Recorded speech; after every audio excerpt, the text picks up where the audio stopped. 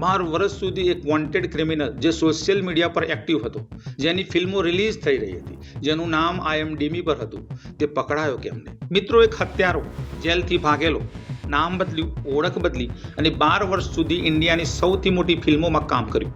અમિતાભ બચ્ચન સાથે, આમિર ખાન સાથે, રણવીર સિંહ સાથે કામ કરતો રહ્યો અને ગઈકાલે સવારે પોલીસે એને પકડ્યો. એ હત્યારો કોણ હતો?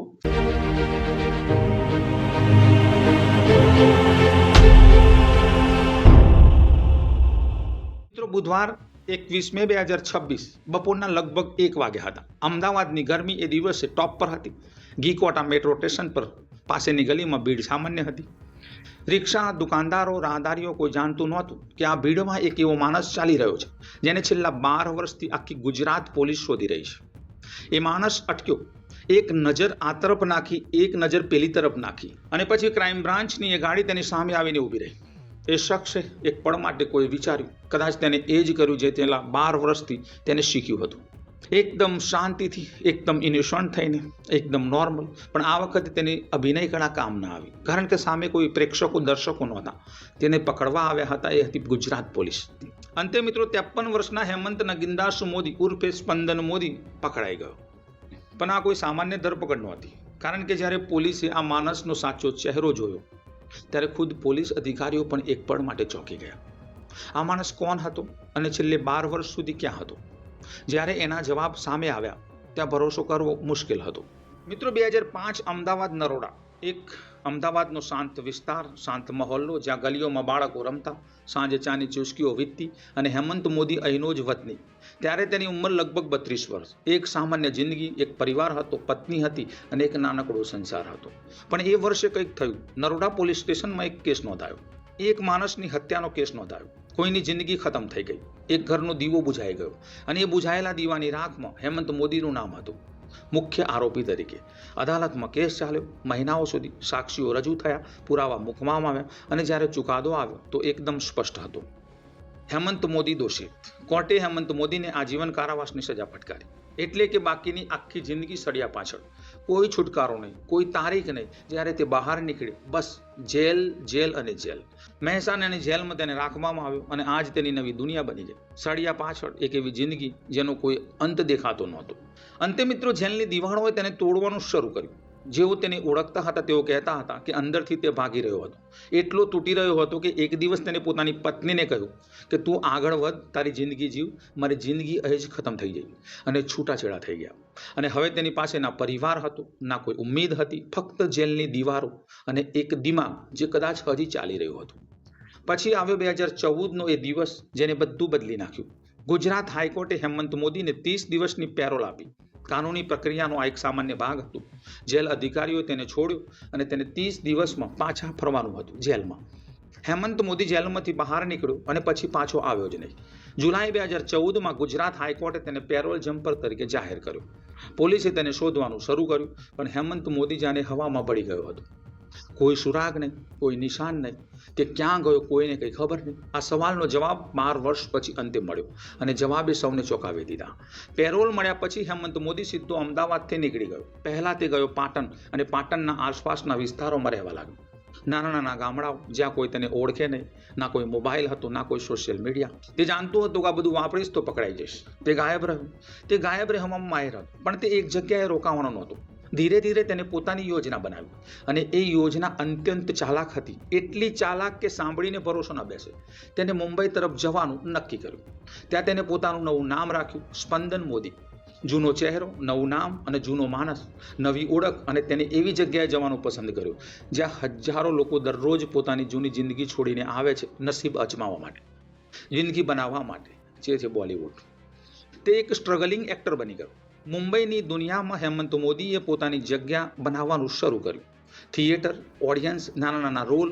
તે મહેનતુ હતું, લાગણીશીલ હતું અને તેને ખબર હતી કે જો તે લાઇમલાઇટમાં આવ્યો તો તે પકડાઈ જશે. એટલે તેને હંમેશા એવા રોલ પસંદ કર્યા જે દેખાય નાના પણ વધારે નોટિસ પણ ના થાય. સપોર્ટિંગ રોલ્સ, બેકગ્રાઉન્ડ કેરેક્ટર, નાના નાના પાત્રો ભજવવાના શરૂ કર્યા. પણ એ પાત્રો ક્યાં હતા? એ પાત્રો હતા એ ફિલ્મોમાં જેના નામ તમે જાણો છો. ઠગ્સ ઓફ હિન્દુસ્તાન 2018ની એ મોટી ફિલ્મ. જેમાં અમિતાભ બચ્ચન અને આમિર ખાન હતા. હેમંત મોદી એ ફિલ્મમાં હતો, એ પડદા પર હતો, જ્યાં કરોડો લોકોની નજર હતી. જયેશભાઈ જોરદાર, રણવીર સિંહની આ ફિલ્મ હેમંત મોદી ત્યાં પણ હતો. 53મું પાણું આ ફિલ્મ પણ હેમંત મોદી હતો. ટીવી સિરિયલો, ગુજરાતી ફિલ્મો, વેબ સિરીઝ, થિયેટર પ્રોડક્શન, 12 વર્ષમાં 20થી વધારે પ્રોજેક્ટ. જરા વિચારો, જે માણસને ગુજરાતની આખી પોલીસ શોધી રહી હતી, તે અમિતાભ બચ્ચન સાથે એક જ ફ્રેમમાં ઊભો હતો. તે રણવીર સિંહ સાથે સેટ પર હતો. તે કેમેરાની સામે લાઇટની નીચે હતો અને કોઈ જાણતું નહોતું. આ જ આ વાર્તાનું સૌથી ડરાવનું સત્ય છે. એક ખૂની જે અભિનય કરતા શીખી ગયો, એ કદાચ એટલું સારું શીખી ગયો કે તે પોતે પણ ભૂલી ગયો કે તે ખરેખર છે કોણ. 12 વર્ષમાં હેમંત મોદીએ ઘણું બદલ્યું. તેને સોશિયલ મીડિયા પર એક્ટિવ થવાનું શરૂ કર્યું ધીરે ધીરે. અને ધીરે ધીરે જ્યારે તેને લાગ્યું કે તે સેફ છે, સ્પંદન મોદીના નામે એકાઉન્ટ બન્યા. ફિલ્મોના ફોટા હતા, સેટના ફોટો હતા અને પૂરી ડિજિટલ આઈડેન્ટિટી હતી. જે કોઈ પણ જૂના ગુના સાથે જોડાયેલી ના લાગે, એકદમ નવી દુનિયા. અને મિત્રો, આ સોશિયલ મીડિયા પર હેમંત મોદી એક પેરેલલ જિંદગી જીવી રહ્યો હતો.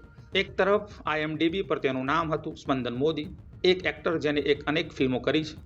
બીજી તરફ ગુજરાત પોલીસની વોન્ટેડ લિસ્ટમાં તેનું નામ હતું હેમંત નગીનદાસ મોદી, એક આજીવન કારાવાસનો કેદી જે 12 વર્ષથી ફરાર હતો. બંને એક જ માણસ હતા.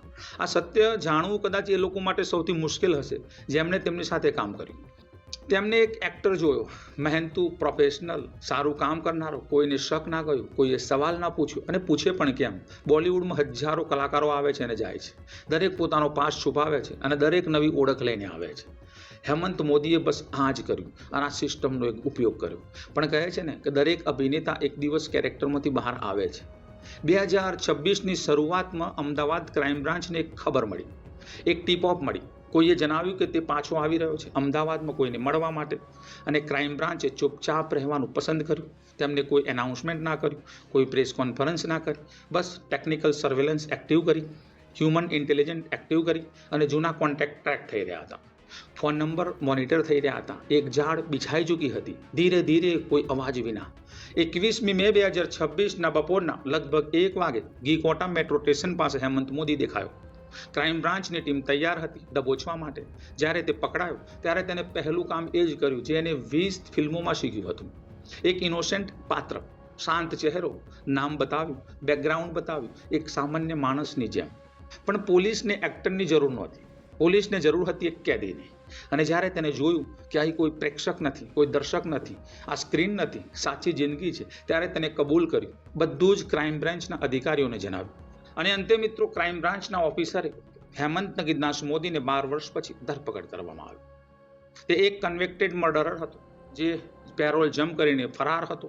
આ દરમિયાન તેની ફિલ્મ ઇન્ડસ્ટ્રીમાં કામ કર્યું અને સોશિયલ મીડિયા પર પણ એક્ટિવ રહ્યો. એ જ દિવસે હેમંત મોદીને પાછો મહેસાણા જિલ્લા જેલમાં મોકલી આપવામાં આવ્યો, તેની બાકીની સજા કાપવા માટે, બાકીનો કારાવાસ પૂરો કરવા માટે. હવે એક પલ માટે વિચારો, રોકાવો. આખી વાર્તામાં એક સવાલ છે જે કદાચ તમારા મગજમાં પણ આવ્યો હશે. મિત્રો, 12 વર્ષ સુધી એક આજીવન કારાવાસનો ગુનેગાર, એક કન્વિક્ટેડ મર્ડરર ખુલ્લેઆમ ફિલ્મોમાં કામ કરતો રહ્યો. મોટા પ્રોડક્શન હાઉસમાં અમિતાભ બચ્ચન જેવા કલાકાર સાથે, આમિર ખાન જેવા લિજેન્ડ સાથે, ટીવી સિરિયલમાં, વેબ સિરીઝમાં, થિયેટરમાં. કેવી રીતે પોસિબલ છે? બેકગ્રાઉન્ડ વેરિફિકેશન અથવા તેની ગેરહાજરી હતી? આ સવાલ ફિલ્મ ઇન્ડસ્ટ્રીના કાસ્ટિંગ ડાયરેક્ટરને છે. આ સવાલ પ્રોડક્શન હાઉસને છે. શું કોઈએ કોશિશ કરી? કોઈએ કંઈ પૂછ્યું કે શું સ્પંદન મોદીનો ક્યારેય કોઈ બેકગ્રાઉન્ડ જોયો કે નહીં? કદાચ હા, કદાચ ના. પણ 20થી વધારે પ્રોજેક્ટનો જવાબ છે કદાપી નહીં.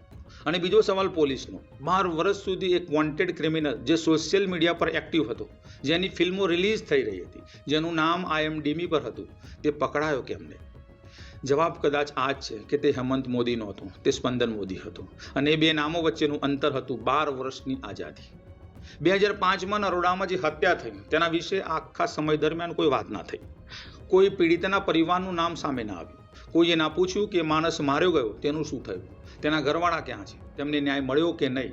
હા, કોર્ટે સજા આપી, આજીવન કારાવાસ. પણ જ્યારે આજીવન કારાવાસ 30 દિવસની પેરોલમાં બદલાઈ ગઈ અને એ પેરોલ પછી 12 વર્ષની આઝાદીમાં, ત્યારે શું એ સજા રહી?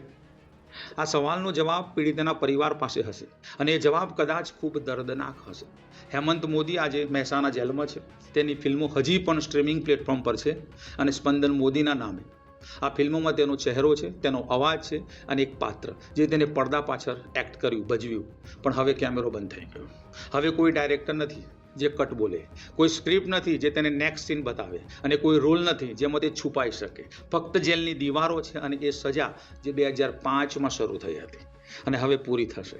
12 વર્ષ, 20થી વધારે ફિલ્મો, એક નવું નામ અને એક નવી જિંદગી. અને પછી એક ટીપ ઓફ, એક બપોર, એક મેટ્રો સ્ટેશન અને ઘી કોટા મેટ્રો સ્ટેશન પરથી એની ધરપકડ. મિત્રો, કહેવાય છે ને કે એક જૂઠ છુપાવવા માટે 100 જૂઠ બોલવા પડે છે. અને હેમંત મોદીએ એક નવી આઈડેન્ટિટી બનાવી, એક નવું નામ, એક નવું કેરિયર અને એક એની નવી દુનિયા હતી. પણ એક વાત ન છુપાવી શક્યો તે, એ પોતાની જાતને. અને આ જ તેની સૌથી મોટી ભૂલ હતી અને કદાચ કોઈ છુપાવી પણ ના શકે. મિત્રો, અંતે એક સવાલ જે હું તમારા પર છોડવા માંગુ છું. જ્યારે હેમંત મોદી કોઈ સેટ પર ઊભો રહીને કેમેરાનો સામનો કરતો હશે મોટા મોટા લિજેન્ડની સાથે, ત્યારે તેના મગજમાં શું ચાલતું હશે? શું તે ભૂલી ગયો હતો અથવા યાદ હતું કે તે એક હત્યારો છે અને તે આ રીતે જીવતા શીખી ગયો હતો? જો આ વાર્તાએ તમને વિચારવા મજબૂર કર્યા હોય મિત્રો, તો કોમેન્ટ જરૂર જણાવો. અને આવી જ સાચી અનકહી વાર્તાઓ જાણવા માટે ધ ટ્રેન્ડિંગ ટોકને સબસ્ક્રાઇબ કરો. મળીએ મિત્રો આગલા વિડીયોમાં નવી વાતો સાથે, નવા મુદ્દા સાથે, નવા ક્રાઇમની વાર્તાઓ સાથે. ત્યાં સુધી તમે સેફ રહો, સલામત રહો. જય હિન્દ, જય ભારત, જય ગરવી ગુજરાત.